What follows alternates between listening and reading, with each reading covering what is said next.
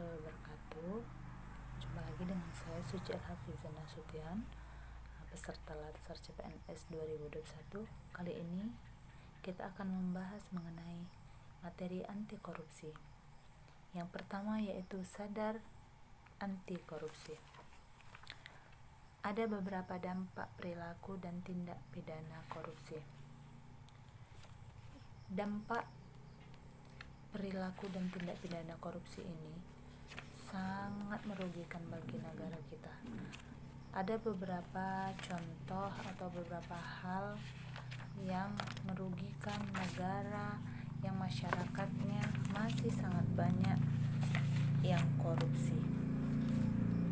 Di antaranya, dampak perilaku dan tindak pidana korupsi itu yang pertama yaitu negara korup harus membayar biaya hutang yang lebih besar. Yang kedua, harga infrastruktur lebih tinggi. Yang ketiga, tingkat korupsi yang tinggi meningkatkan ketimpangan pendapatan dan kemiskinan. Keempat, korupsi menurunkan investasi. Yang kelima, persepsi korupsi memiliki dampak yang kuat dan negatif terhadap arus investasi asing. Dan yang keenam, negara-negara yang dianggap memiliki tingkat korupsi yang rendah selalu menarik investasi lebih banyak daripada negara yang rentan dengan korupsi. 1999 nomor Undang-Undang 20 tahun 2001 terdapat 7 kelompok tindak pidana korupsi yang terdiri dari yang pertama, kerugian keuangan negara, yang kedua, suap menyuap, yang ketiga, pemerasan, yang keempat, perbuatan curang, yang kelima, penggelapan dalam jabatan, yang keenam, benturan kepentingan dalam pengadaan, yang ketujuh, gratifikasi. Selanjutnya kita akan membahas niat, semangat, dan komitmen anti korupsi.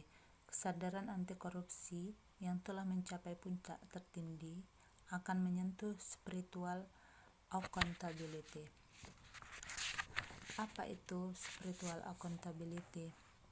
Spiritual accountability yang baik akan menghasilkan niat yang baik, yang akan menghasilkan visi misi yang baik, selanjutnya akan diterjemahkan dalam usaha yang terbaik untuk mendapatkan hasil terbaik.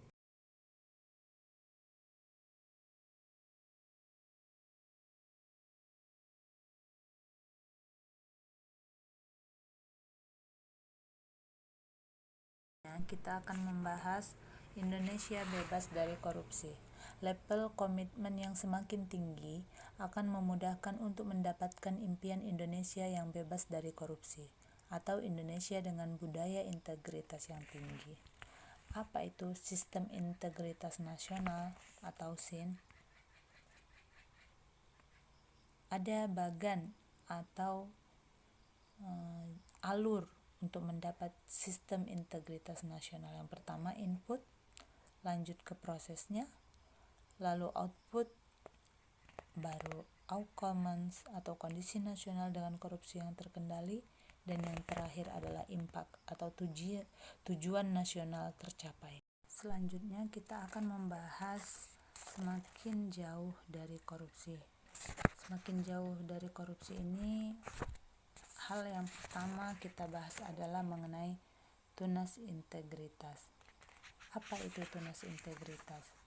Tunas integritas merupakan terjemahan dari konsep yang berprinsip bahwa manusia sebagai faktor kunci perubahan dan pendekatan yang seutuhnya terkait manusia sebagai makhluk dengan aspek jasmani dan rohani serta makhluk sosial yang harus berintegrasi dengan lingkungannya. Apakah peran tunas integritas itu? Yang pertama, menjadi jembatan masa depan dengan kesuksesan organisasi.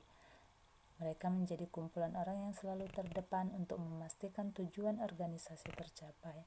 Yang kedua, membangun sistem integritas, berpartisipasi aktif dalam pembangunan sistem integritas, hingga semua peluang korupsi dan berbagai penyimpangan lainnya dapat ditutupi.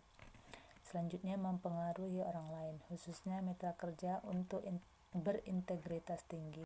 Kita akan membahas identifikasi nilai dasar anti korupsi. Yang pertama, KPK bersama dengan para pakar telah melakukan identifikasi nilai-nilai dasar anti korupsi dan dihasilkan sebanyak 9 nilai anti korupsi sebagai berikut. Yang pertama, jujur; kedua, peduli, mandiri, disiplin, tanggung jawab, kerja keras, sederhana, berani, dan adil. Yang perlu dibahas adalah mengenai penyelarasan nilai organisasi dan nilai anti korupsi. Saat ini, setiap organisasi biasanya sudah menentukan nilai dasar organisasinya. Tentunya nilai anti korupsi diharapkan masuk di dalamnya, terutama nilai inti anti korupsinya yang telah kita identifikasi. Lebih jauh lagi, jika nilai organisasi selaras pula dengan nilai anti korupsi, upaya penyelarasan nilai tersebut sangat penting untuk memastikan bahwa pegawai yang mengusung integritas atau anti korupsi mendapatkan payung yang tepat di dalam organisasinya. Yang kita bahas adalah penanaman nilai dan integritas. Penanaman nilai dan integritas itu yang pertama yaitu kesediaan integritas atau kesediaan terhadap integritas. Yang kedua, identifikasi integritas. Dan yang ketiga adalah internalisasi integritas.